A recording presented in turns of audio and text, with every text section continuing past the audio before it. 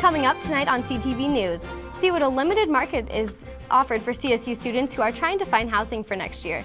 Plus, see why the bar bill extending drinking hours was not passed. And see what Tilt Seminar students got to use to get ready to tackle their studies this semester. All this and more on CTV News. Good evening and thanks for joining us tonight on CTV. I'm Carrie O'Connor. And I'm Stephanie Walters. We are both filling in for Caitlin Connolly and Karsten Bush-Jost this evening. With the population of CSU growing, Fort Collins has had to build new apartments to fill the housing needs. Finding places to live around campus is beginning to become more and more competitive. Although we're still in the midst of spring semester, housing for the fall semester of 2014 is already underway. Apartments are filling up quickly around CSU, and the increase of students is only making the competitive process even harder. We have at least 3 to 4 bedroom floor plans that are almost sold out, so those are most popular. So if you do want a 3 or 4, definitely suggest coming in to sign as soon as possible and tour. In recent years, many new apartments have been built, such as the Grove and the Summit, both completed last year. Since their completion, many new apartments such as the District and Aspen Heights are in the process of being built in order to accommodate the increasing number of students that CSU hopes to receive. So student housing is definitely needed in this town, and I don't think that competition is a bad thing at all. Competition seems to be the main concern between both students and apartments this year. Students generally begin to look for housing during Thanksgiving break of their fall semesters in hopes of getting the house or apartment that they're looking for. We do have a parking structure that's actually in the works that will be opening for fall of 2014 that is a big change for us. I think it'll immensely help. If you haven't found a place to live next semester, apartments are filling up fast, and it would be beneficial for you to start deciding where you want to live as soon as possible. It'll definitely be harder in the future just because I know that more are coming, to CSU, but it's kind of a good thing because I do think that Fort Collins do need more apartments. Many apartments still have room available, but they are running out quick. If you plan on living in Fort Collins next year, make sure to settle living arrangements as soon as possible. The bill to keep bars open past last call in the state has been rejected. The proposal would have let bar owners decide if they wanted to stay open until 4:30 in the morning. This bill is proposed by Chrisana Duran, a state representative for the downtown Denver district, with the ultimate goal to be reducing the amount of unusual crowds leaving bars at closing time. But opponents dismissed that argument and said that it would simply lead to more drinking the longer the bars are open, as well as eliminate the state's control over the sale of alcohol and liquor licenses. It is undecided if the bill will be reintroduced, but for now, Rams be expected to leave the bars at the usual time of 2 in the morning. Good evening, Rams. I'm Kelsey McAllister, and I'll give you guys a weather update about these gusty winds we've been having after the break. Plus, see what the Tilt Center has in store for students who want to better their grades. And we have updates regarding 3 cyclists who were in accidents and are currently in serious condition. Take my hand and start a brand new day. Underneath everything we are all people. And when we reach out a hand to one, we can influence the condition of all. That's what it means to live united.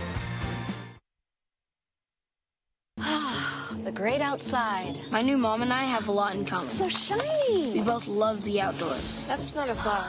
And she knows a lot about wildlife. A labradoodle. You don't have to be perfect to be a perfect parent. Thousands of kids in foster care will take you just as you are. My new dad teaches me all kinds of stuff. I wouldn't use this one. He helps me with my decision making. Never. And he's even teaching me how to drive. And that's why cars have bumpers. You don't have to be perfect to be a perfect parent. Thousands of kids in foster care will take you just as you are. Welcome back, Rams. I'm Kelsey McAllister with your Tuesday weather forecast. Currently, we are sitting right at about 40 degrees right now, but it feels like 35 due to those 8-mile-an-hour winds out of the south.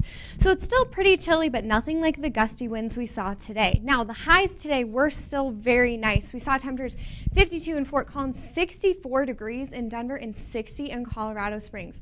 The high country was slightly cooler, not much, but it was still a relatively mild day for them. In the Eastern Plains, we were seeing temperatures temperatures all across the board, 50s and 64 degrees in Burlington. Now, tonight we are going to cool down quite a bit. We should be hovering right around that freezing point all up and down the I-25 corridor. Alamosa and Gunnison, you'll both be sitting in those teens through the overnight hours. It will be a little bit warmer on the eastern plains, really a pretty mild night, and those winds should taper off through the night. But tomorrow is another story. We're going to see temperatures really nice again. It's 58 in Denver, 54 in Fort Collins. Colorado Springs, you'll be sitting at about 57 degrees. But then again, we are going to have those winds pick up again. It is going to be gusty again tomorrow. We could see 20 to 30 mile an hour winds really going through the state. But the 7-day forecast does show a little bit of a change, nothing too significant. Wednesday, I have 30% chance in for evening showers. These should be mostly rain showers as we head into those night hours, but we'll cool off a little bit by the weekend. As we head into the weekend and into those overnight hours, we'll see temperatures drop down into the 20s for the lows, and we'll see 40s carry for the highs. But the good news is that it's still going to be very sunny. We'll see temperatures really pretty nice. The wind should die down as we head into the weekend. So Carrie, if you have any plans this weekend, the temperatures will be a little chilly. Just bring a jacket with you, but we'll have sunny skies, so it should really be a pretty fantastic weekend. All right, thank you, Kelsey. Yesterday afternoon, a CSU cyclist was hit by a car while riding his bike in West Fort Collins. Police say that 20-year-old Kyle Talaxon was hit by a car that was turning onto Taft Hill Road near Elizabeth Street. He was treated and transported to Poudre Valley Hospital and is described as having serious but not life-threatening injuries. The driver of the car was cited for failing to yield to oncoming traffic after turning left in front of Talaxon. And another Fort Collins cyclist is in serious condition after he was hit by an 87-year-old driver in LaPorte this weekend. Paul Bass and 6 other cyclists were headed northbound on Overland Trail on Sunday morning when a car turning left hit 2 men at the front of the pack. Bass was taken by ambulances to the medical center of the Rockies in Loveland, while the second cyclist who was hit refused treatment and walked away from the accident. The driver has been cited for careless driving, resulting in injury. Doors shut for the last time last night at Albertsons on North College Avenue. Now shoppers in North Fort Collins will likely spend their grocery dollars elsewhere, potentially Walmart or King Soopers for closer convenience. Yesterday, aisles were emptied at Albertsons, and customers wonder what will become of the 51,000 square foot big box store that could be empty for an extended amount of time. The store could be flipped into a variety of stores, but depending on if it is rented or bought, it could take nearly a year to reopen the space. This is because of the lengthy transaction process, because of the time it takes to figure out the lease and renovations to the facility. Albertsons has 2 stores open in Fort Collins still, one at the intersection of Horsetooth and College, and another at the intersection of LeMay and Riverside Avenue.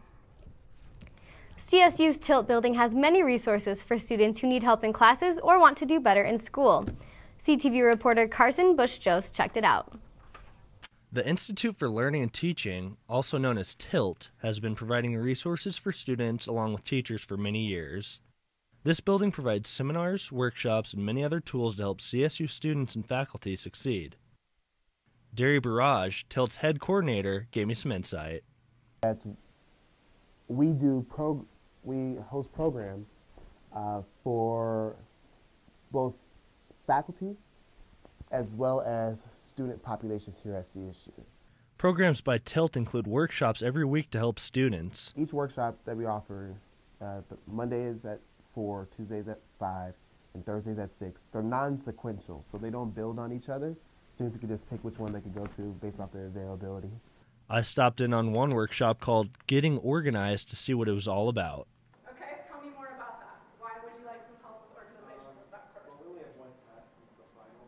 Okay. The workshop showed many helpful ways to help students stay organized.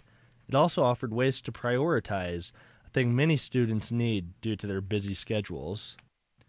Chris Miller agrees the workshop helped him out. Mainly organization. I'm not the most organized person. And we covered several ways to do that, breaking down your schedule over the semester. Chris says that'll definitely be coming back for more. I know there's a lot that I still want to learn, especially note-taking. I still have trouble with that. If you have any troubles with school and learning, come check out TILT and talk to Derry. Yeah, we're all about in supporting and enriching the learning experience. If you're struggling in school at all or need a little bit of extra help, we encourage you to check out the Tilt Building. Coming up after the break, we will be joined by our sports anchor for the latest in CSU sports, the live game against Boise State, and the Olympics. Stay tuned, Rams. Here's your check.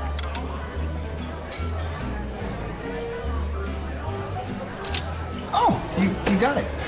You know, since I got rid of my car, I really enjoy walking. Okay. Got it. No. Getting pulled over for buzz driving could cost you around $10,000 in fines, legal fees, and increased insurance rates. Oh, you're home early. You live with your mom? That'll set your game back a few years. Buzzed, busted, and broke. Because buzz driving is drunk driving.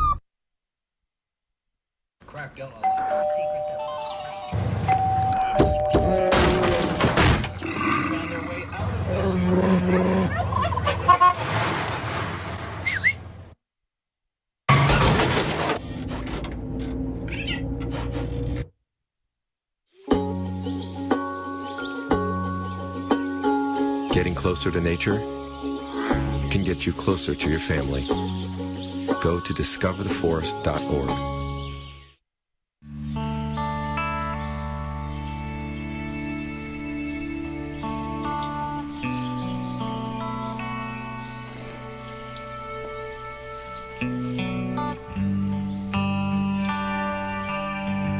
This is the moment I knew.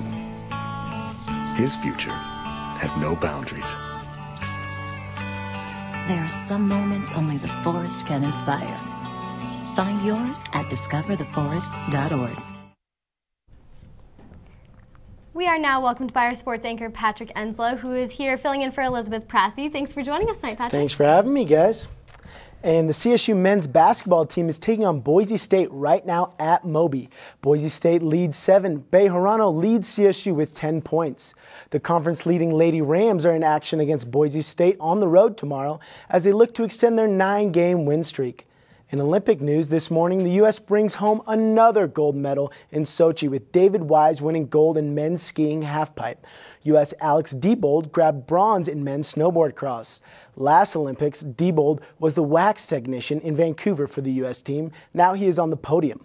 Last Sunday in men's hockey, Slovakian netminder John Lacko revealed his secret weapon as he delivered a devastating blow to Russian forward Alexei Tereshchenko behind the net, using none other than his butt to box out Tereshchenko. Lacko was penalized for this hit. People are calling this hit the butt check. What do you think, ladies? He just annihilates Tereshchenko. Oh man, you know, I have never seen a butt check in hockey before. I thought that was first time. A little like cool / strange. But I mean, whatever you got to do in the Olympics, right? I guess it makes the Olympics fun. Did you guys catch the USA-Russia game? That was quite the nail-biter. Yeah, it ended in quite the shootout. Oshie just kept scoring those goals. Yeah, he just put the team on his back. And Bodie Miller, one of the oldest guys to medal. So there's lots of headlines out there in the Olympics. Got any favorites? Well, last night I just watched the Olympic ice skating for the short dance program, and let's see, who was it? I believe Myra and Charlie. They did really well. Yeah. They won a gold medal, so that was really exciting to watch. Yeah, they actually set a world record, so they helped out the U.S. because they're lacking in the gold medal count, and they're tied for most in medals, so they're not doing too bad. And then you got the Jamaicans in the bobsled, which was another huge storyline, as they got plenty of publicity. Oh yeah, absolutely. I was really excited for the Jamaicans to come back. It's been 11 years since they've been in the Olympics, so it was cool to at least see them do a few trial runs. It's sad they never really advanced further than that, but it was cool to see them again. Yeah, just glad they had a presence. Yeah. Well, that's all the time we have for you tonight, Rams. Thank you so much for watching CTV News. And for all your local updates, please check us out on collegian.com and tune into our interview show tomorrow at 8. Thank you all for joining us tonight, Rams. Have a wonderful evening and have a fantastic week.